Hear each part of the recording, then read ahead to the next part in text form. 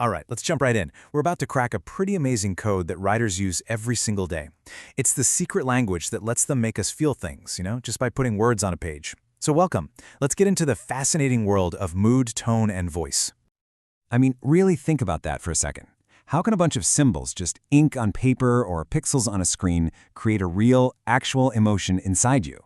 Well, it's not magic, not at all. It's a craft. It's kind of like this invisible architecture. And today, we're going to look at the blueprint.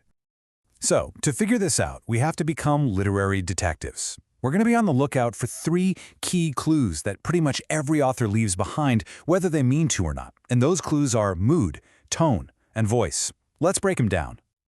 Okay, first up, mood. Now this one is all about you, the reader. It's the atmosphere the writer cooks up for you to walk into. Think of it like this. You open the door to a room. Is it bright and sunny in there? Or is it kind of dark, gloomy, maybe feels like it's about to storm? That feeling, that whole vibe, that's the mood. Next up, we've got tone.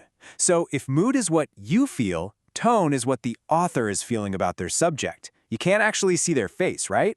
But you can totally read their facial expression in the words they choose. Are they being serious? A little sarcastic? Maybe they're being affectionate. That's the tone. And last but not least, there's voice. Now this is the real secret sauce. It's the author's one-of-a-kind personality that just shines through the text. It's what makes one writer sound totally different from another, even if they're writing about the exact same thing. It's their unique literary fingerprint. No two are the same. So let's just put that all together real quick. Mood is the emotional weather you feel as the reader. Tone is the author's facial expression, their attitude about the subject. And voice is their unique fingerprint, their personality on the page. See? 3 totally different things that all work together. All right, that's enough theory. It's time to put on our detective hats for real and actually look at some evidence. Let's see if we can spot these clues out in the wild. Okay, listen to this line. It was a dark, stormy night, and the wind moaned like a lonely wolf. Oof, you can almost feel a chill, can't you? The author is doing something very, very specific with these words. So what's the emotional weather they're creating? Words like dark, stormy, and moaned, they're not there by accident. No way. They are picked very carefully to create a spooky, maybe a little somber, or even a frightening mood for us, the reader. Okay, now for this one, I'm going to read it exactly how it sounds in my head. Well, I suppose someone had to clean up that mess. Again. Let's figure out the author's attitude here. What's their facial expression? Those words, I suppose, and especially that final sharp little again, that tells you everything. The tone is weary, it's sarcastic, it's definitely frustrated. You can practically see the author rolling their eyes. And here's our last little piece of evidence. I've always loved old books. The smell of pages, the quiet thrill of discovery. I love this one. There's just such a warmth to it, right? It feels so personal, so genuine. And that feeling right there, that reveals the writer's fingerprint. This sentence gives us a little peek into the author's personality, their voice. It comes across as thoughtful, reflective, maybe a little nostalgic. It's a quiet voice, but it feels completely authentic. So we've looked at single lines, which is great practice. But what happens when an author puts all of this together? Let's take a little trip into Kari's kitchen and see how these tools combine to build a whole scene. See, this is where it gets really powerful. The author doesn't just say, the kitchen was messy. No, they make you feel it.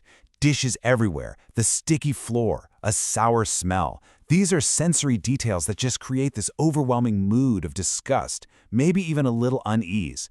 And that last line, tiptoed backwards like a cat escaping a bath, that's brilliant. It shows you exactly how Kari feels without having to say a word. Okay, so we've seen how authors can make us feel things like disgust or fear or warmth. We get the how. But knowing how to do this leads to a much deeper, much more important question. Why? Why do these choices matter?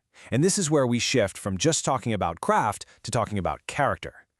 This piece of ancient wisdom from Ecclesiastes, it's not just about talking out loud. It's about every single way we communicate, especially writing.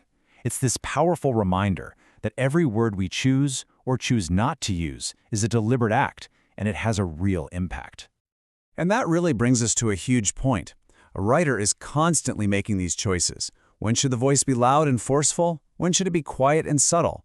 When do you describe every little detail? And when do you just let the reader's imagination do the work?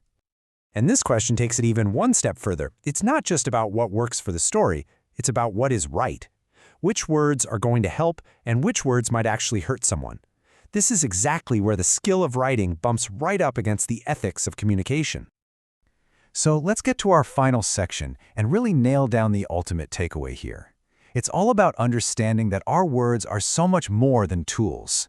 They're actually reflections of who we are. And here it is. This is the core philosophy.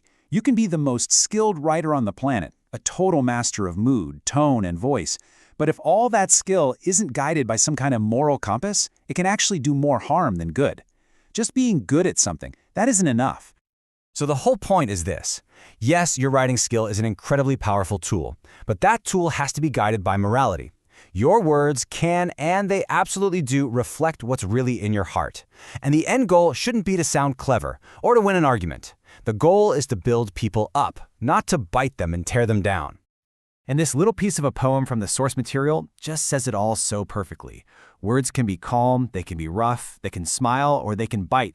But the hope, the real purpose behind it all is that they build. So, as we wrap this up, I'm just going to leave you with this one question. You have the tools now. You understand the power that they hold. The only thing left to decide is this: what will your words build today?